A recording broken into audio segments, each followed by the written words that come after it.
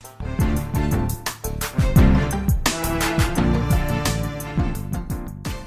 and welcome to the Market Alert for Monday the 15th of May 2023. So the dollar soars on Friday once more as the debt ceiling doubts monkey hammer markets, particularly the metals, a flight to the dollar from everything else as USA sovereign risk hits record highs.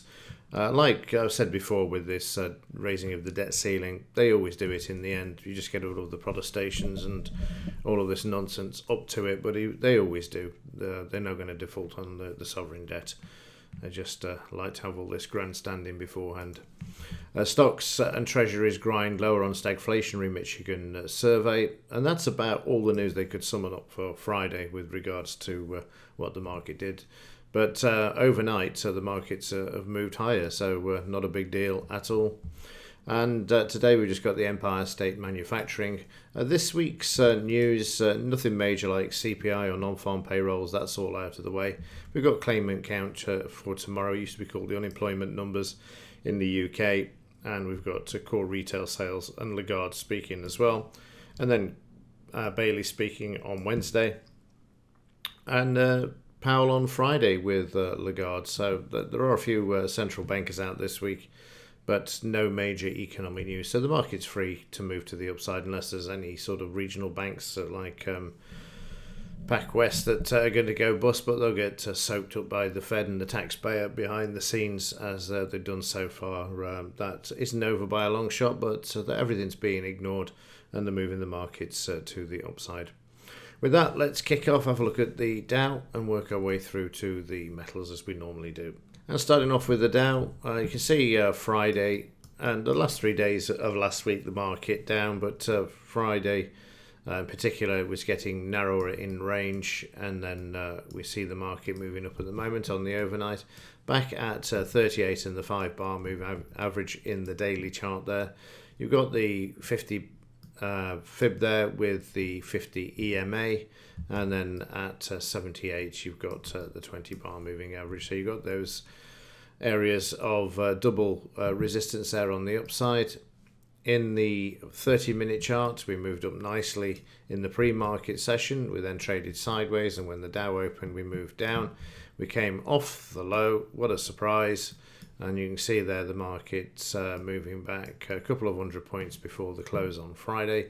This has continued higher on the overnight. We're through the close, the DP, 20-bar, and also the BRN there with the 50 EMA and the 5 moving average there, stopping at just under the 78% retracement there, currently trading at 33,350 with the BRN there.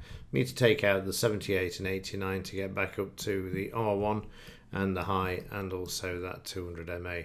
So trying to move back up there just to take out the high in the daily chart there, which you can see, and then we're free to move back to the upside.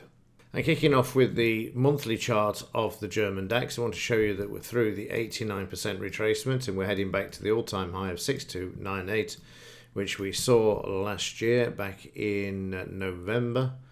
There's the, not November of last year, 2021 is the all-time high for the DAX, but we're heading back in that direction and doing it quite comfortably. You look at the daily chart, we're moving up nicely on the overnight already. The markets remain long, just need to take out the 89% retracement here. This is the first one drawn from here back to here. If this one's taken out this morning, I will just redraw, and it's very likely it will be. I'll just redraw and then we'll get the new 89, which ties in with the high around here as well. So a bit of resistance to get through, but the market at the moment's making great strides in order to do this. So again, just keep an eye on this morning. There's no major economic news to cause the market to fall, other than, like I say, if the regional banks start to fall apart. Friday for the German DAX, we had the shakeout, and I suspect we'll get that this morning as well. They bring the market up using derivatives to sell the cash shares into, and then the market is likely to make its way back to the upside. But on Friday, we saw the market coming down with a Dow nowhere near as much. And then overnight, we've also made great strides on the upside, taking out Friday's high already with a bit of buying there. Whether the market holds, we'll just have to wait and see.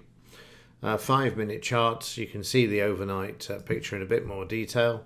We got below the DP, and then we've just managed to charge all the way up through the high there, and you can see we've got a nice cluster of volume there as well. So early start for some traders. Friday was very choppy, market sideways, but there's your shakeout. We saw that all last week, and then the market moving to the upside and then moving back, as can be seen there.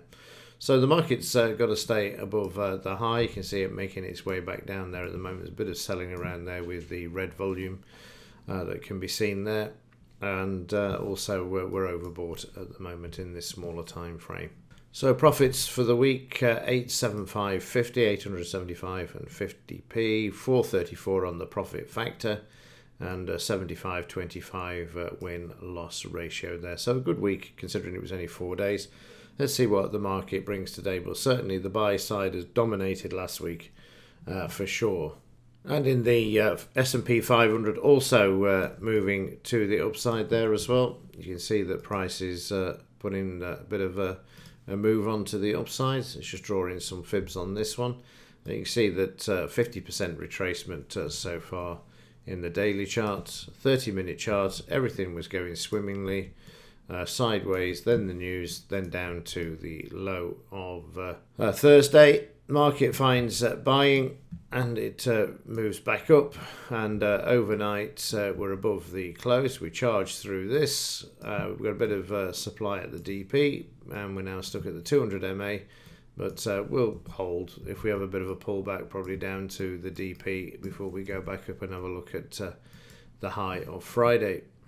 In the FTSE 100 for the UK, let's just spread this out a bit so we can see a bit more detail. And we are moving to the upside. Just have a look, see where we're drawn in with these fibs. So we're at 38% at the moment. Managed to get through the 5 bar and the 50 EMA overnight. Need to take out that 38. And then at 62, we've got the 20 bar moving average there as a double resistance area. And in the 30-minute charts, also up on Friday. Then we got slammed back down. Then we moved back up. And then we sat on the DP late on in the electronic session. But overnight, we've piled on the points there, which you can see we're already at 89% retracement. We just need to get through the high and the R1, and that will leave us free then taking out some of these levels inside of the daily chart. And in the currencies, GBP, JPY, we've also got 62% retracement in this market, coming off the lows from last week. As can be seen here, we need to take out the 62 on the upside of here as well, which is where we had resistance before. 30-minute chart, the Asian market moving up very nicely there, already to the R2. Last Friday was very choppy, as can be seen there, but the DP holding the market ready for, obviously, last night's move to the upside. Meanwhile, in the pound, this down again on Friday, getting as the dollar was very, very strong once more, moving to the upside. So there you can see all of the averages and fibs targets for any move to the upside or recovery today if the dollar moves lower. And in the dollar, you can see 2 days there strong to the upside, and also very interestingly, those two bars are very similar in range as an observation. I'll come back to that in a minute when we look at the metals. But overnight, we've got a bit of weakness in the US dollar there. So let's have a look at the metals. Start off with silver. So yes, when I was talking about the range Friday, obviously we were monkey hammered down with 500 million ounces of paper silver.